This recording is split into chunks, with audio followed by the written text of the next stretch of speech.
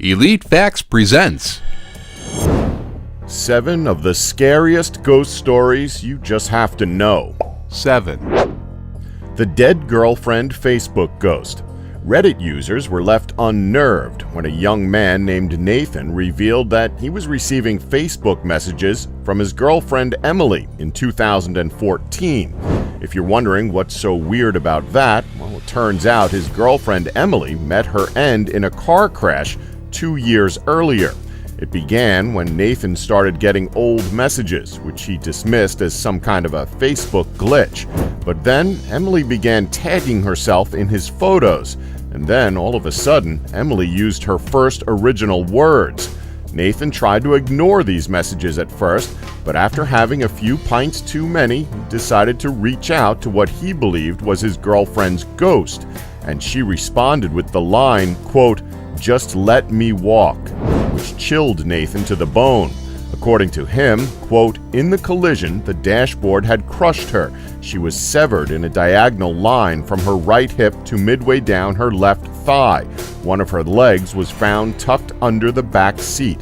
Now, although this could have been a prank, a very, very sick and disturbing prank, it's still weird that they managed to get the details of that "just let me walk" line to fit in with the outcome of the accident.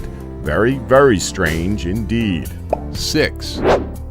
The real-life haunting in Connecticut. If you're a horror movie fan, you know that the film The Haunting in Connecticut is actually based on a true story. Like most based on a true story films, the facts of the events are exaggerated a bit, but the actual incident that occurred is nothing short of terrifying. In the 1980s, the family of Carmen Snedeker reported some very strange incidents in their Connecticut home. It was discovered that before moving into this house, it had been used as a funeral parlor. Paranormal investigators Ed and Lorraine Warren were called in to examine the home, which they came to believe was infested with demons.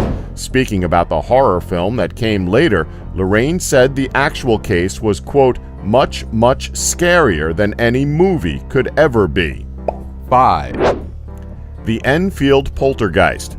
If you've seen The Conjuring 2, then you're familiar with this scary story. Back in August of 1977, single mother Peggy Hodgson called police to her home in Enfield.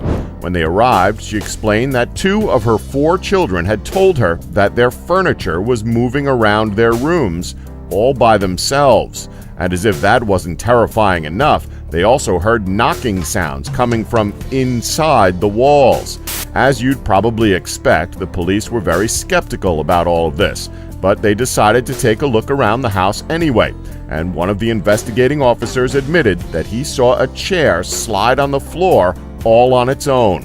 The strange events continued, with demonic voices, loud noises, thrown toys, overturned chairs, and levitating children being reported by many paranormal investigators. American paranormal investigator Ed Warren later said that he'd actually observed one of the children, Janet, as she lay, quote, sound asleep, levitating in midair. He concluded that the children were the subject of demonic possession. 4. The Bell Witch, the real-life Blair Witch. Whenever a horror film is released, there's always some speculation about whether or not it's based on real events, or if the writers were maybe on something when writing the story. Well, as it turns out, the Blair Witch Project is actually based on real events that took place back in the 1800s.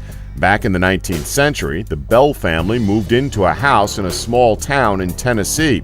After just a few weeks, they began experiencing some very spooky activity that began with knocking and scratching on the walls of their house. Slowly but surely, the activity started to get more and more erratic and violent.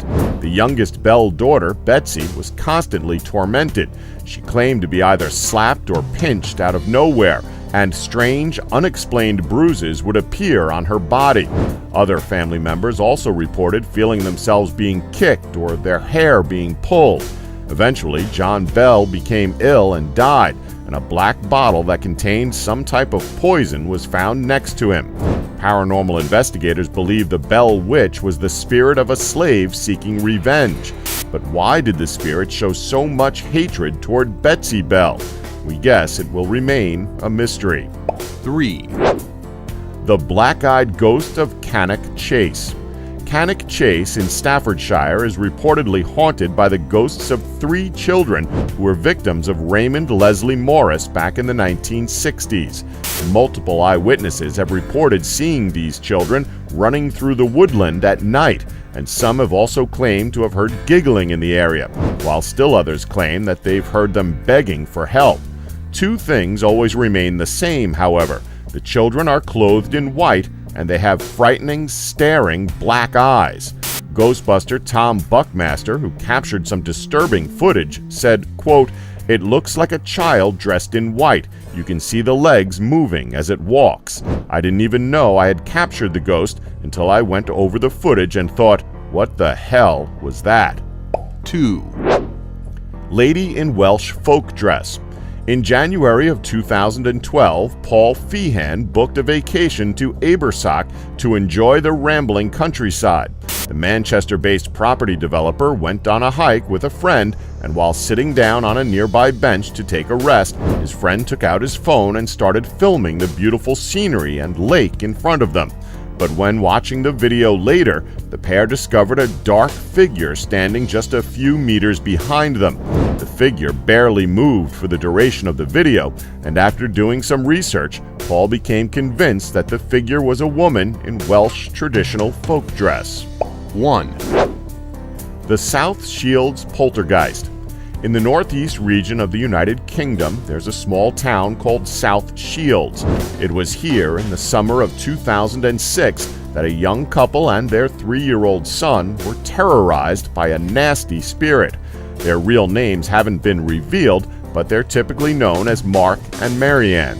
According to multiple sources, the spirit stacked chairs, moved chests of drawers, and slammed doors. But this wasn't your typical ghost that did things just to scare you. No, this ghost was serious and malicious. One night, while in bed, Marianne felt her son's toy dog hit her on the back of the head. She sat up and turned on the lights just in time to see a second stuffed dog flying towards her.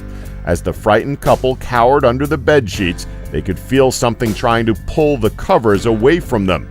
All of a sudden, Mark yelled in pain, and 13 scratches appeared on his back. The scratches were gone the next morning.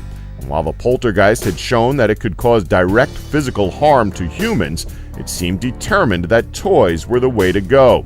The ghost hung a rocking horse from the ceiling by its reins.